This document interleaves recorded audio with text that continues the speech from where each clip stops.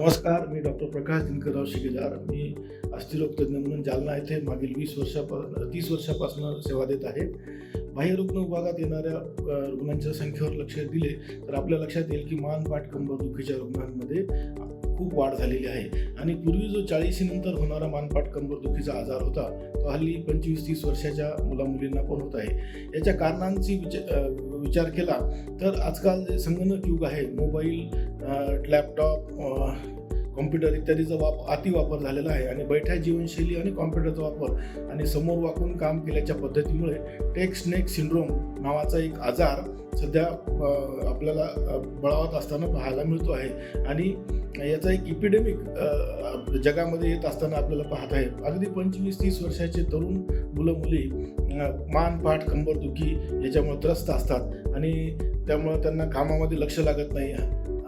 या आजाराच्या लक्षणांचा विचार कशामुळे होतो हे जर विचार केलं तर आपण जेव्हा मान समोर वाकून काम सातत्याने खूप वेळ काम करतो एकाच पोझिशनमध्ये, तेव्हा असं म्हणतात की 60 अँगलनी जर तुमची मान खाली वाकलेली असेल तर तुमच्या मानेवर एक लहान बाळ ओझं ठेवलं असेल इतकं ओझं आपल्या मानेवर असतं. आणि ते ओझं घेऊन आपण जर सातत्याने काम केलं तर मानेच्या स्नायूला इजा होऊन, मणक्यांना इजा होऊन आपल्या ज्या स्पायनल कॉर्ड आहे त्याच्यावर दबाव येतो आणि मग हातापायाला मुंग्या येणे, कळ लागणे, चक्कर येणे, पाठीमध्ये दुखणे, वागताना त्रास होणे किंवा मान आखडणे इत्यादी सारखे लक्षणं आपल्याला या मुलांमध्ये दिसून येतात. आणि मग यावर उपचार काय करायचे तर याच्यामध्ये आपल्याला लाईफस्टाईल मॉडिफिकेशन किंवा आपली जीवनशैली आहे ती बदलणं अत्यंत गरजेचं आहे. आपले कामाच्या वेळा ठरवणे, काम करताना समोर न वागता आपला संगणक किंवा मोबाईल अशा पद्धतीने ठेवायचा की आपण न वागता काम करता आलं पाहिजे.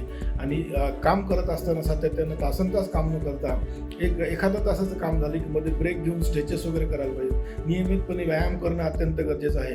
तसेच व्यसनांपासून सुद्धा दूर राहणं अत्यंत गरजेचं आहे. लठ्ठपणा, ओबेसिटी किंवा या अशा कारणांमुळं या आजार आणखीन जास्त बळतात आणि म्हणून यामध्ये prevention is better than cure असं म्हटलं जातं.